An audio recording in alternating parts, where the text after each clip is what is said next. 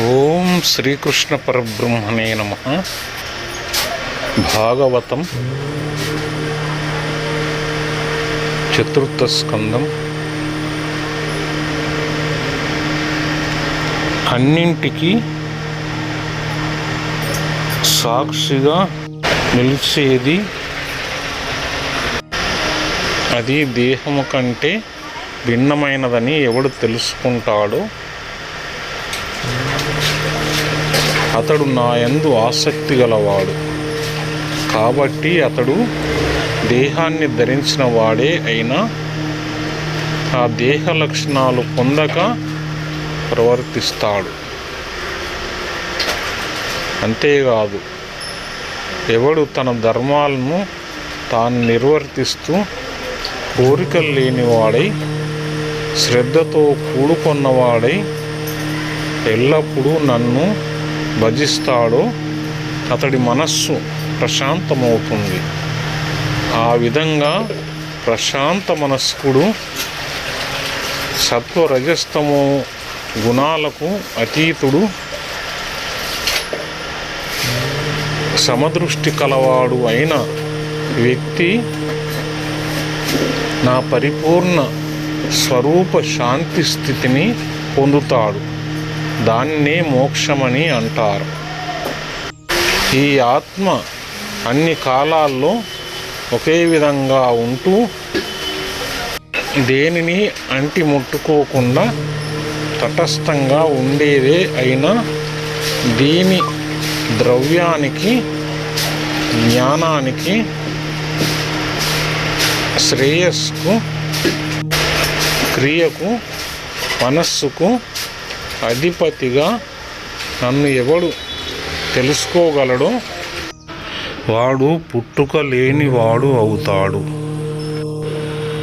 ఈ జనన మరణాల పరంపర పదార్థాలు పని చేయించున్నది ప్రాణం తానే అయి వేరువేరు దేహాలు ఆధారంగా కలది కనుక ప్రాప్తించిన ఆపదల్లో సంపదల్లో నాయందు మనసు లగ్నం చేసిన మహాత్ములు మార్పు పొందరు. అందువల్ల నీవు సుఖదుఖాలను సమానంగా చూసే మనస్సు కలవాడు. సమానమైన ఉత్తమ, మధ్యమ, అధమ స్థితులు కలవాడు. జయించిన ఇంద్రియాలు మనస్సు కలవాడు. విశేషంగా లభించిన మంత్రులందరితో కూడినవాడవు అయి అన్ని లోకాలను కాపాడు అని మరల ఇలా అన్నాడు. పార్థివోత్తములకు ప్రజల రక్షించుట పరమధర్మం బగు నరవరేణ్య. ధరణీషులకు ప్రజాపరిపాలనంబునం భూని లోకులు సేయు పుణ్యమందు శిష్టాంశమర్ధిని సంప్రాప్తమగునట్లు ప్రజలంబ్రోవని రాజు ప్రజల చేత అపహృత సత్పుణ్యుండై వారు గావించు ఘనపాప ఫలముందాననుభవించు. గాన నీవును విప్రవరానుమతము సంప్రదాయక విధమునై జరుగు ధర్మ మహిమన్ చేపట్టి అర్థకామములయందు సమత నమ్ముంటియందు నా శక్తి లేక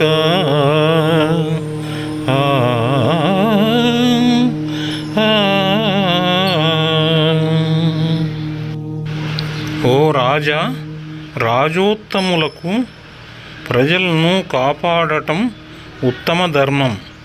ప్రజలు చేసే పుణ్యకార్యాలలో 6వ భాగం లోకపాలకుడైన మహారాజుకు లభిస్తుంది. ప్రజలను కాపాడని రాజు పుణ్యాలు హరించబడతాయి. అంతేకాదు అతడు ప్రజల పాపఫలాన్ని పొందుతాడు. బ్రాహ్మణ శ్రేష్ఠులు చెప్పినట్లు సంప్రదాయ ప్రకారం ధర్మ కార్యాచరణ చేయాలి. ధర్మార్థ కామాల పట్ల మెలకువతో మెలగాలి. వాటిపై ఆసక్తి చూపవద్దు. ఈ విధంగా జనులకు ననురక్తుండవై జననాయక నీవు ధరణి సమచిత్తుండవై అనయము పరిపాలించిన సనకాదులంగాంతు ఆత్మ సదనమునందున్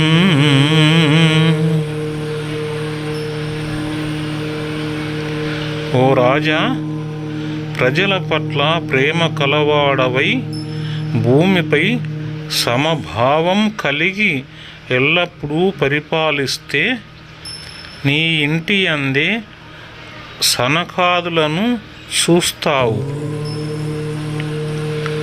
భూవర యోగ తపోమఖంబుల చేతం గైకొని సులభుండంగాని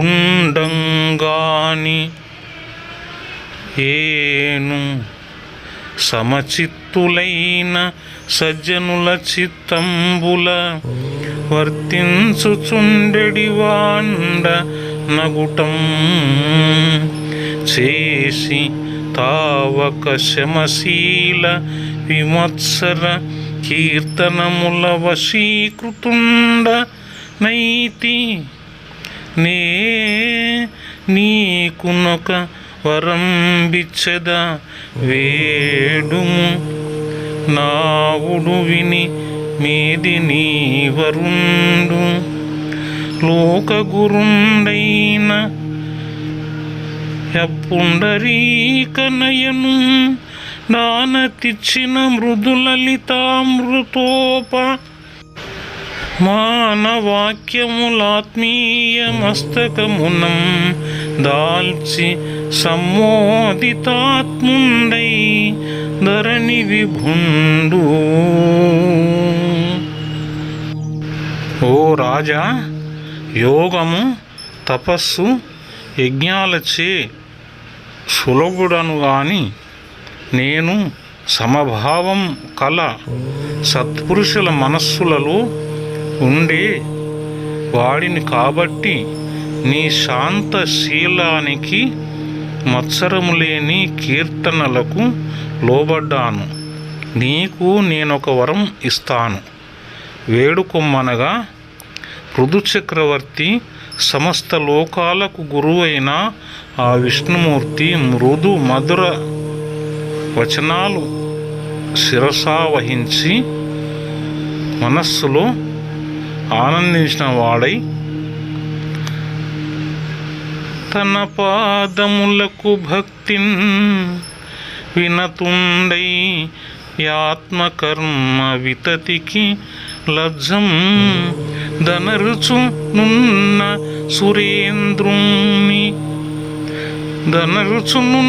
సురేంద్రుని గనుంగని సత్ప్రేమ మొదవం గౌగింటంజేర్చన్. తాను చేసిన పనులకు సిగ్గిల్లుతూ పృథు చక్రవర్తి కాళ్లకు భక్తితో వినమ్రుడై నమస్కరిస్తున్న దేవేంద్రుణ్ణి చూసి ప్రేమపూర్వకంగా పృథువు కౌగిలించుకున్నాడు. చేసిన తప్పుకు సిగ్గుపడటం, భక్తి భావంతో వినమ్రతను ప్రదర్శించడం ఇంద్రుని పశ్చాత్తాపానికి నిదర్శనం. ఇట్లు కౌగిటం చేర్చి గత ద్వేషుండై యున్న అనంతరంబ అలా కౌగిలించుకొని పృథువుపై ద్వేషభావం లేనివాడైన తర్వాత భగవంతుండును విశ్వరూపకుండునై భాసిల్లు నవిష్ణుండా జగతీనాథ కృతార్చన నతులచే సంప్రీత చేతస్కుండున్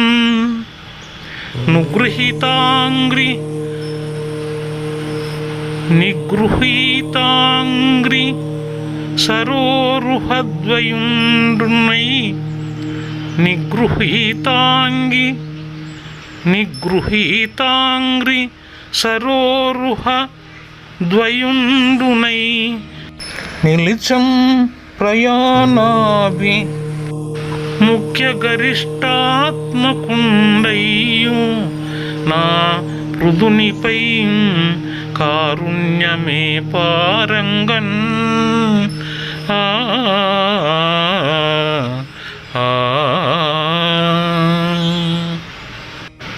విశ్వరూపుడు భగవంతుడు అయిన ఆ విష్ణుమూర్తి ఆ రాజు చేసిన పూజా నమస్కారాలచే తృప్తి చెందిన మనస్సు కలవాడై పృథువు తన కాళ్లకు నమస్కరించగా ప్రయాణం కొనసాగించాలనుకున్నప్పటికీ పృథువుపై దయతో నిలిచిపోయాడు.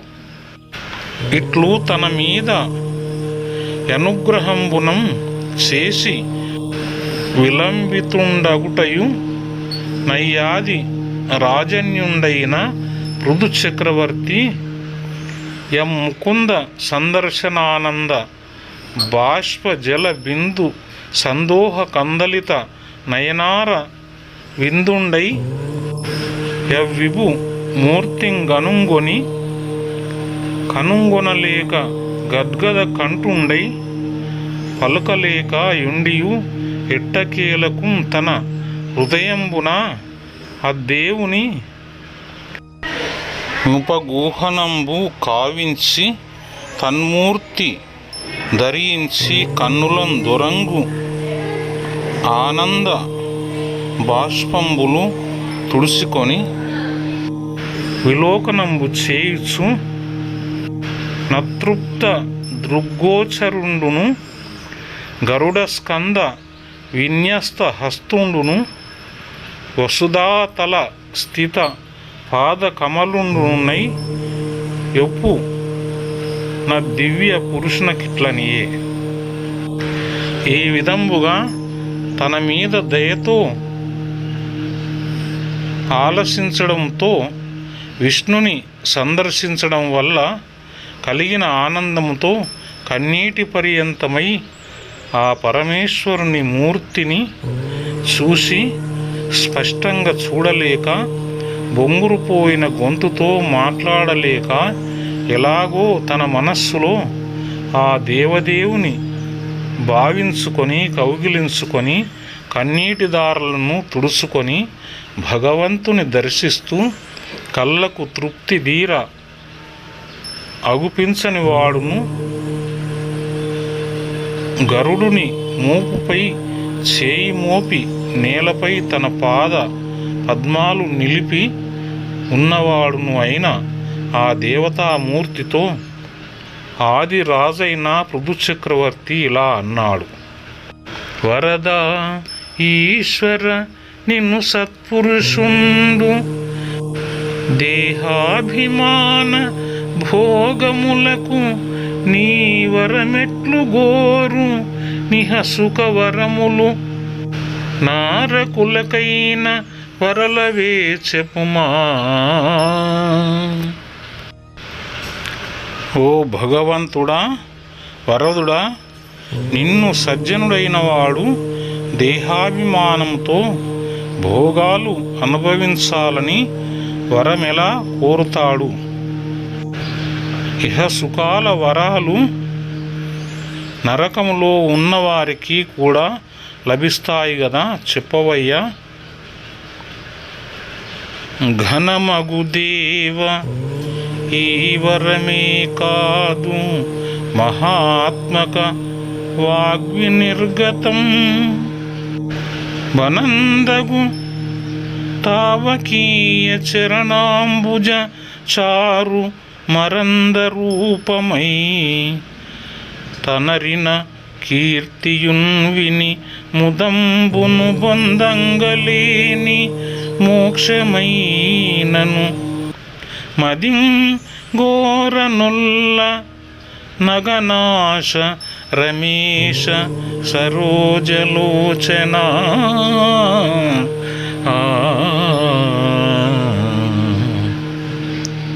ఓ మహాత్మా, ఓ పాపనాశక, లక్ష్మీపతి, పద్మనయన, ఈ వరమే కాదు మహానుభావులైన వారి వాక్కుల నుండి వెలువడే తేనెల వంటి మీ పాద పద్మాలను గూర్చిన పొగడ్తలు విని సంతోషం పొందుతాను. అలా కాకుండా మోక్షాన్ని ప్రసాదించిన నేను అంగీకరించను. భవబంధ విముక్త స్థితియే మోక్షం. ఇది ఒక విలక్షణ మానసిక పరిపక్వ దశావిశేషమే, అంతేగాని అదొక ప్రదేశం కాదు. అదిగాన పద్మలోచన సదమల భవదీయ ఘనయశము వినుటకునై 10,000 చెవులు కృప నిమ్మిదియే నా అభిమతంబు నిపుడు ముకుందా.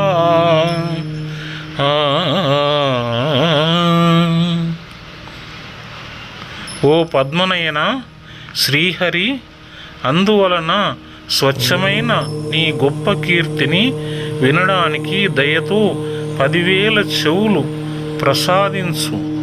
ఇప్పుడు అదే నా కోరిక. అనఘ మహాత్మ వాగ్గలితమైన భవత్పద పంకజాత సంజనిత సుధాకనానిల వశంబున విస్మృత తత్వమార్గ వర్తనులగు దుష్టయోగులకు గ్రమ్మరంధత్వముంజు పంజాలు నిట్లొనరుట దక్క నన్యవరమిల్లం వయోరుహ పత్రలోచన.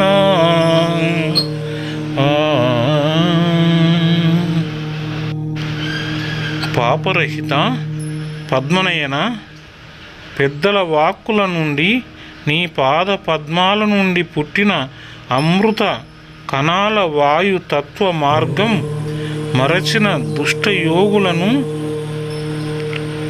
ఆ అమృత కణాలచే తత్వమార్గం వైపు మరలిస్తుంది. అలాంటి వరం అనుగ్రహించు.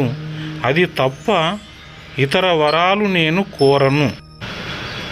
వినుత మంగళ యశో విభవ సర్వేశ్వర ఇందిర గుణ సంగ్రహేచ్ఛంజేసి ఏ నీదు శివతరంబైన సత్కీర్తిని నర్తియై వరించనట్టి కీర్తి చతుర సత్పురుష సంగతము గలుగుచునుండు ధృతి నవ్వండేని యాదృచ్ఛికతను చేసియునొక మాటు చెవులార విన్నవాండ నయనంబును గుణజ్ఞుండయ్యనేని విరత నీరీతింబొందును ధరణీ పశువుందకందకిన తదుజ్ఞుండు ధనుజభేది కాన యత్సుఖమతి అయిన ఏను లక్ష్మీకరణి నిన్ను భజింతునో పరమ పురుష. రాక్షసాంతక పరమపురుష మంగళకరాలై సుప్రసిద్ధాలైన వైభవాలు కలవాడవు నీవు. నీ వైభవాలే ఈ సృష్టిలో సద్గుణాలు. అలాంటి గుణాలకై ఆశపడి లక్ష్మీదేవి నిన్నాశ్రయించింది. గుణాలను గ్రహించాలనే కుతూహలం ఆమెకుంది. అయినా ఆమె గుణాలను వరించలేదు, నిన్నే వరించింది. ఈ విధంగా నీ ప్రసిద్ధి శుభప్రదమని ఆమెకు తెలుసు. ఆమె నిన్ను కోరి వరించింది.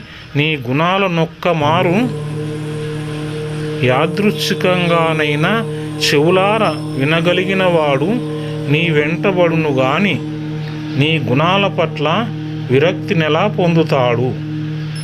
నీ గుణాలను నీ గుణాలుగా వినగలగటానికి సత్యదర్శనులైన వారి సాంగత్యం కావాలి. వారి అనుగ్రహమే నీ అనుగ్రహం.